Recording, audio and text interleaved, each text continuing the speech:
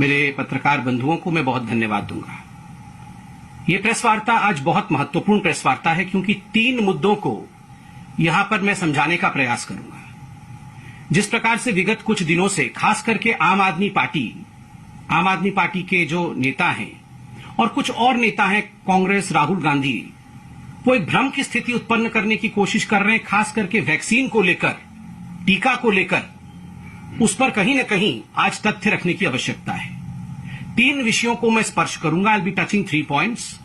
Number 1, ये जो भ्रम फैलाया जा रहा है कि अपने बच्चों को हिंदुस्तान ने टीका नहीं दिया और 6.5 करोड़ टीके जो हैं एक्सपोर्ट कर दिया, विदेशों को दे दिया, इस विषय पर जो हकीकत है मैं आज पटल पर रखूंगा। दूसरा विषय यहां बार बार पूछा जा रहा है और कहा जा रहा है कि कंपल्सरी लाइसेंसिंग, आखिरकार ऐसा क्यों नहीं करते हैं कि कंपल्सरी लाइसेंसिंग कर दी जाए और बाकी सारी कंपनियों को कहा जाए कि वो भी वैक्सीन मैन्युफैक्चर करें। इससे बहुत वैक्सीन मैन्युफैक्चर होगा और सुविधा हो जाएगी। और अगर केजरीवाल जी के शब्दों में कहा जाए तो फॉर्मूला को डिक्लेयर कर देना चाहिए, उस पर भी मैं कहने वाला हूं। और तीसरा विषय, आम आदमी पार्टी के ये जो चिट्ठी खेल हो रहा है और जिस प्रकार का झूठ वो बोल रहे हैं वैक्सीन को लेकर, उस पर भी खुलासा करूंगा। मगर सबसे पहले जो तकनीकी विषय है उन दोनों को मैं स्पर्श करूंगा, कॉमर्शियल लाइसेंसिंग और एक्सपोर्ट क्यों हुआ। कल तक 11 मई 2021 तक लगभग 6.63 करोड़ वैक्सीन, 6.63 करोड़ वैक्सीन के डोजेस जो हैं वो एक्सपोर्ट किए गए थे, हिंदुस्तान के बाहर भेजे गए थे। इसको लेकर काफी घमासान रहा कि आखिर ये क्यों भेजे गए। हिंदुस्तान में वैक्सीन की कमी थी, इनको भेजना नहीं चाहिए था। अपने बच्चों को पहले वैक्सीन करना चाहिए था, बाद में लोगों को देना चाहिए था। देखिए, ये जो वैक्सीन बाहर भेजे गए वो 2 कैटेगरी में भेजे गए हैं।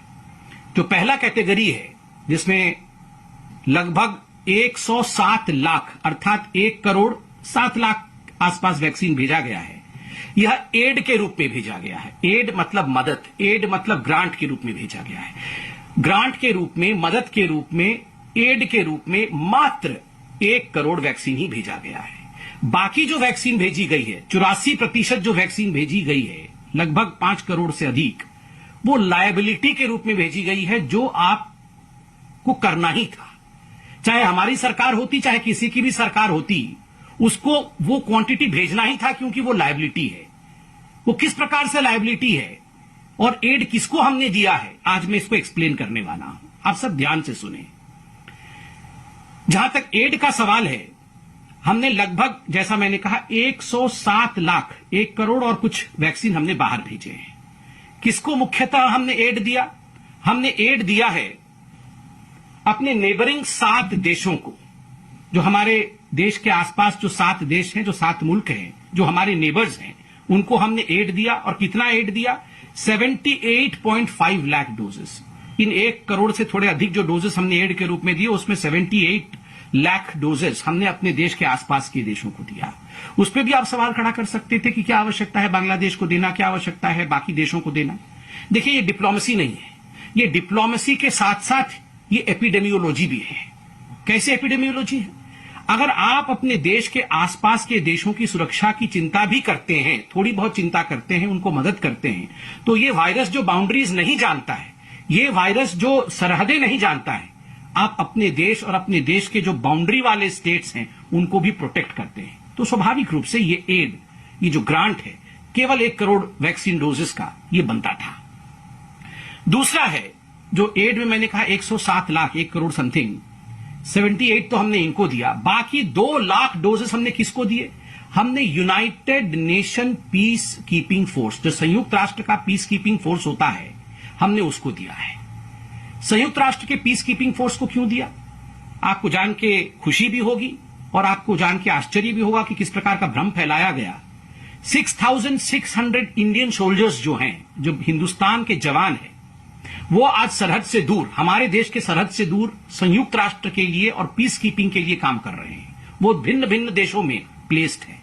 अगर हमने पीस कीपिंग फोर्स को 2 लाख डोजेस दिया था, तो अपने जवानों को किस तरह दोनों डोजेस लग सके, हमारे जवान जो हमारे देश से बाहर रह के भी हमारे देश के हितों की रक्षा कर रहे हैं, उनको कैसे प्रोटेक्ट कर सके, उसके लिए वो डोज दिए थे। क्या ये गलत है? हम नहीं मानते हैं ये गलत है। अब आते हैं ये जो एड दिया गया, ये कुल मिलाकर जितना भी हमारा एक्सपोर्ट हुआ उसका 16% था, अर्थात लगभग 1 करोड़ डोजेस। बाकी जो 5.5 करोड़ डोजेस हैं, लगभग 84% जो है, वो क्यों बाहर भेजा गया? वो एड नहीं है, वो ग्रांट नहीं है, वो कोई सहायता नहीं है, वो लायबिलिटी है, वो कंपल्शन है। 2 प्रकार की लायबिलिटीज होती हैं, एक है कॉमर्शियल लायबिलिटी और दूसरा है लाइसेंसिंग लायबिलिटी। कॉमर्शियल लायबिलिटी क्या है? कॉमर्शियल लायबिलिटी है ये 2 कंपनी भारत की जो भारत में मैन्युफैक्चर कर रही हैं वैक्सीन, कोविशील्ड की सीरम इंस्टीट्यूट ऑफ इंडिया और कोवैक्सीन की भारत बायोटेक। इन्होंने पहले से ही कुछ अरेंजमेंट देश के बाहर बुकिंग्स ली थी और कुछ एडवांस पेमेंट लिया था। और जिन देशों से ये रॉ मटेरियल लाते हैं, आप देखिए कोई भी वैक्सीन बनता है, कोई भी उत्पाद बनता है, उसके लिए रॉ मटेरियल की आवश्यकता है। जिन देशों से ये कंपनीज रॉ मटेरियल लेते हैं, उन देशों के साथ बैठ करके रॉ मटेरियल लेते समय इन्होंने कुछ करार साइन किए थे कि ठीक है, आपसे हम रॉ मटेरियल लेंगे, बदले में हम आपको कुछ वैक्सीन बुकिंग के लिए अलाउ करेंगे, अर्थात हम पेमेंट लेंगे, एडवांस पेमेंट लेंगे, मुफ्त में नहीं देंगे, और बुकिंग करके आपको वो जो उत्पाद निकलेगा रॉ मटेरियल से वो पहुंचाएंगे। ये तो कॉमर्शियल लायबिलिटी है। आप रॉ मटेरियल ले रहे हैं, बदले में पैसा लेकर के आप उनको वैक्सीन दे रहे हैं, ये अनिवार्य है। ये किसी की भी सरकार हो, ये जो हस्ताक्षर आप करते हैं, जो कंपनीज हस्ताक्षर करती है, जो एडवांस पेमेंट लेती है, उसके एवज में उनको देना ही पड़ेगा। दूसरा जो लायबिलिटी है, दूसरी लायबिलिटी है आपकी लाइसेंसिंग लायबिलिटी। लाइसेंसिंग लायबिलिटी होती है केवल SII serum institute of India के कोविशील्ड के लिए, कोवैक्सीन के लिए नहीं है, क्योंकि कोवैक्सीन भारत का ही कंपनी है और भारत बायोटेक भारत में ही मैन्युफैक्चर करती है, इसलिए उसका लाइसेंस बाहर से नहीं आया है। कोविशील्ड के लिए जो SII ने लाइसेंस लिया है वो एस्ट्राजेनिका से लिया है, ऑक्सफर्ड का लाइसेंस है। तो स्वाभाविक रूप से जब ये लाइसेंस बाहर से आता है तो आपको बाहर कुछ भेजना पड़ता है। क्यों भेजना पड़ता है? कि WHO कोवैक्स फैसिलिटी बनी है, संयुक्त राष्ट्र की जो WHO है, वर्ल्ड हेल्थ ऑर्गेनाइजेशन, इसकी एक कोवैक्स फैसिलिटी बनी हुई है और भारत ने 30% अपना वैक्सीन लाइसेंसिंग लायबिलिटी के अंतर्गत कोवैक्स फैसिलिटी को भेजा WHO में। क्यों भेजा? जब पूरे विश्व में हाहाकार मचा हुआ था कोरोना को लेकर, अभी भी मचा हुआ है, और वैक्सीन को लेकर किस प्रकार वैक्सीन को मैन्युफैक्चर करना है, उसमें कोऑपरेशन कैसे रहेगा, सभी देश मिलकर कैसे करेंगे, तो एक कोवैक्स फैसिलिटी WHO में बनाई गई और सभी देशों ने उसमें करार हस्ताक्षर किया, एक करार साइन किया कि ठीक है, हम भी इसके हिस्से बनेंगे, रॉ मटेरियल इत्यादि हम लेंगे, बदले में हम अफोर्डेबल प्राइस में WHO के कोवैक्स फैसिलिटी को भी कुछ वैक्सीन सप्लाई करेंगे, जिसके बदले में WHO हमें लाइसेंस इत्यादि देगी, WHO रॉ मटेरियल के लिए हमें मदद करेगी। आज आप देखिए एस्ट्राजेनिका का जो हमें लाइसेंस मिला, जिसके एवज में आज कोविशील्ड मैन्युफैक्चर हो रहा है, तो स्वाभाविक रूप से उसमें WHO कोवैक्स फैसिलिटी का भी एक बड़ा हाथ है। और चूंकि ये करार तमाम देशों ने हस्ताक्षरित किया था, we are all part of that agreement with WHO COVAX facility. So 30% of what we call as export was sent as a compulsory item to WHO COVAX facility. So इसको आप नहीं कह सकते हैं कि हमने अपने बच्चों को वैक्सीनेट नहीं किया, वहां क्यों दे दिया। अगर हम ये नहीं करार करते तो कल को ये वैक्सीन की जो सुविधा हमें कोविशील्ड के रूप में भारत में मिली है वो नहीं मिलती। जो मैंने commercial supply, booking, advance payment इत्यादि कहा था, उसमें 2 पॉइंट में कहना चाहूंगा। 14% तथा कथित एक्सपोर्ट, क्योंकि एक्सपोर्ट नहीं है, 14% जो वैक्सीन गया है वो यूनाइटेड किंगडम को गया है। यूनाइटेड किंगडम को क्यों गया है? आपको याद होगा, ऑक्सफर्ड एस्ट्राजेनिका वैक्सीन जो कोविशील्ड का है, उसका लाइसेंस होल्डर ऑक्सफर्ड में है, यूनाइटेड किंगडम में है। आपको एक विषय और भी मैं याद दिला दूं, बीच में जब एक करार हुआ था और एस्ट्राजेनिका ने यह कहा था कि किसी भी कीमत पे कोविशील्ड को 50 लाख वैक्सीन प्रति माह हमें देना होगा यूके में। कोविशील्ड के निर्माता SII जो भारत में है, जो सब लाइसेंस होल्डर है, उन्होंने मना कर दिया था। इस पर आपको पता होगा एस्ट्राजेनिका ने कहा था कि हम लाइसेंस नहीं देंगे सीरम इंस्टीट्यूट ऑफ इंडिया को। वो तो धन्य है कि हमारे प्रधानमंत्री नरेंद्र मोदी जी ने यूके में बात किया और जिस प्रकार से यूके ने इसमें एक बहुत ही स्ट्रांग स्टैंड लिया, वो सब लाइसेंसिंग जो है सीरम इंस्टीट्यूट ऑफ इंडिया को मिला और आज कोविशील्ड इंडिया में मैन्युफैक्चर हो रहा है। तो ये कहना कि यूके को आपने क्यों दिया, उसका मैंने वैज्ञानिक दृष्टिकोण समझाया। 12.5% अर्थात एक छोटा सा जो वैक्सीन का कैशमेंट है वो सऊदी अरब गया कॉमर्शियल एडवांस बुकिंग के माध्यम से और पेमेंट के माध्यम से। और आपको पता होगा सऊदी अरब में जो भारत के डायस्पोरा है वो काफी बड़े तादाद में रहते हैं और उन सब को जो हमारे भारतीय भाई बहन सऊदी अरब में हैं उनको दोनों डोजेस मुफ्त में सऊदी अरब लगा रही है। क्या हमारा ये जिम्मा नहीं है? हमने पेमेंट में दिया है, बुकिंग लेके इन दोनों कंपनियों ने दिया है, मगर जिस प्रकार का भ्रम पूरे हिंदुस्तान में फैलाया जा रहा है कि मुफ्त में हिंदुस्तान की सरकार ने 6.5 करोड़ डोजेस जो हैं वो एक्सपोर्ट कर दिए, वो बाहर भेज दिए, मुझे लगता है आज इसकी सच्चाई आप सबके सामने आई है। और मुझे दुख के साथ कहना पड़ रहा है कि जो लोग इन विषयों को समझते हैं वो भ्रम फैला रहे हैं। आज के इस ग्लोबल विलेज में कोई भी देश एक द्वीप के रूप में, एक छोटे से आइलैंड के रूप में नहीं रह सकता है।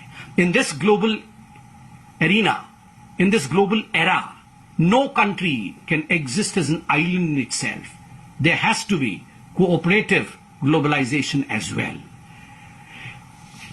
ये एक विषय आपका एक्सपोर्ट को लेकर था। दूसरा विषय जो कुछ दिनों से जो ऑपोजिशन पार्टी के लोग भ्रम फैलाने की कोशिश कर रहे हैं कि भारत की सरकार कंपल्सरी लाइसेंसिंग क्यों नहीं कर देती है।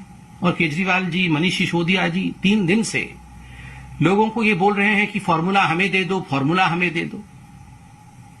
देखिए, ये जो आम जनता है इनको समझाने की आवश्यकता है। मैं बहुत साधारण शब्दों में और बिल्कुल साधारण तरीके से समझाऊंगा कि ऐसा क्यों नहीं हो रहा है और ऐसा होने में अड़चन क्या है। देखिए, ये जो वैक्सीन का फॉर्मूला है ये कोई ऐसा फॉर्मूला नहीं है कि कोई साधारण सा विषय हो और इसका फॉर्मूला हो और आपको फॉर्मूला दे दिया और आपने घर में वैक्सीन बना लिया, या कोई भी कंपनी अपने घर में वैक्सीन बना लेगी और उसका वितरण शुरू हो जाएगा। इसके पीछे बहुत सारी कॉम्प्लेक्सिटीज है, इसके पीछे बहुत सारी विषय है जिसको आपको जानने की आवश्यकता है। हमारे भारतवर्ष में 2 वैक्सीन है, जैसे आपको पता है, कोविशील्ड जो सीरम इंस्टीट्यूट ऑफ इंडिया बनाती है और दूसरा वैक्सीन कोवैक्सीन है जो भारत बायोटेक और जो इंडिजिनस हमारे देश का ही प्रोडक्ट है। अब आता है लाइसेंस और फॉर्मूला का। देखिए, कोविशील्ड का जो फॉर्मूला है, कोविशील्ड के पास जो लाइसेंस है वो भारत का लाइसेंस नहीं है। मैं आपको बता दूं और पहले भी बताया था, एस्ट्राजेनिका ऑक्सफोर्ड एस्ट्राजेनिका के पास इसका लाइसेंस है। एस्ट्राजेनिका लाइसेंस होल्डिंग अथॉरिटी है। इन्होंने सब लाइसेंस किया है। जैसे हम घर को सबलेट करते हैं वैसे ही इन्होंने सब लाइसेंसिंग किसको किया है? भारत में सीरम इंस्टीट्यूट ऑफ इंडिया को किया है। क्या सीरम इंस्टीट्यूट ऑफ इंडिया अगर चाहे तो इस फॉर्मूला को, इस कॉन्ट्रैक्ट को, इस लाइसेंस को किसी और कंपनी को दे सकती है क्या? नहीं दे सकती है, क्योंकि उसके पास लाइसेंसिंग अथॉरिटी नहीं है। उसका जो भी इंटेलेक्चुअल प्रॉपर्टी राइट है वो एस्ट्राजेनिका के पास है, जो विदेशी कंपनी है, एक ब्रिटिश स्वीडिश कंपनी है, वो इंडिया की कंपनी नहीं है। क्या इंडिया इस लाइसेंस को कभी भी प्रोक्योर कर सकती है, ला सकती है? ला सकती है। कैसे ला सकती है? अगर WHO में, अगर यूनाइटेड नेशन में हम जाएं, संयुक्त राष्ट्र में जाए, एक ट्रिप्स की संधि होती है। ये संधि ट्रिप्स की जो होती है ये लाइसेंसिंग के इंटेलेक्चुअल प्रॉपर्टी को लेकर होती है। अगर इस ट्रिप्स के संधि में किसी प्रकार से परिवर्तन किया जाए और पूरा विश्व और संयुक्त राष्ट्र कहे कि जो देश इसमें सम्मिलित हैं वो तैयार हो जाएं कि हां, हम तैयार हैं टू वेव ऑफ ट्रिप्स, चलिए जो डेवलपिंग और अंडर डेवलप्ड कंट्रीज हैं उनको भी हम ये लाइसेंस देंगे, तो बिल्कुल हमारे देश में भी ये लाइसेंस आ सकता है।